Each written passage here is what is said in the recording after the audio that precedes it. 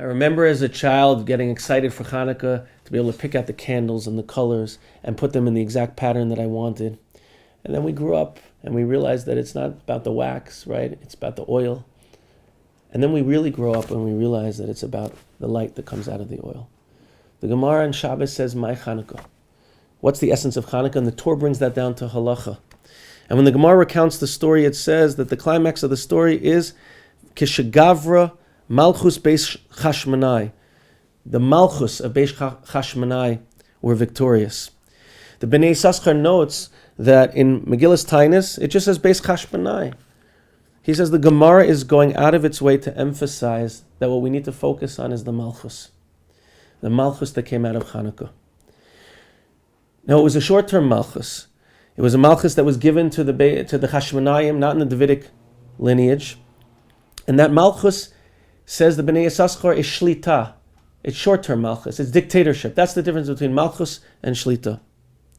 But what it is it's a preparation, and it was a preparation for what's going to be. And that's what Chanukah is. It's called Chanukah, says the Bnei Yissaschar, because of the language of Chinuch.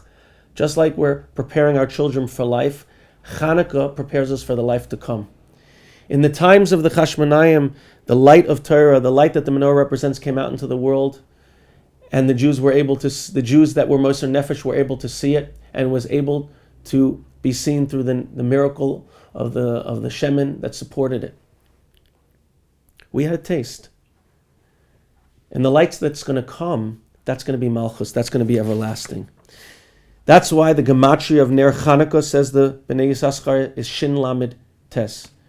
That it's to be meramis to this mini Chanukah, to this chinuch that we need to have to be able to appreciate what's going to come. So on the 8th night of Chanukah, we try to look past the wax and the candles. We try to look past the oil. We look right into the light itself, and we imagine the reality that's going to be when that light shines throughout the Jewish world and then throughout the world at large. It's the light of Mashiach, says the Bnei Yissaschar. It's the light of Torah shining throughout the world that's going to be. Be'ezus Hashem, this 8th night of Chanukah, we should feel that, experience that, see it in our homes, and try to have that light continue to permeate our homes throughout the year. Wishing everybody a Freilich and Chanukah.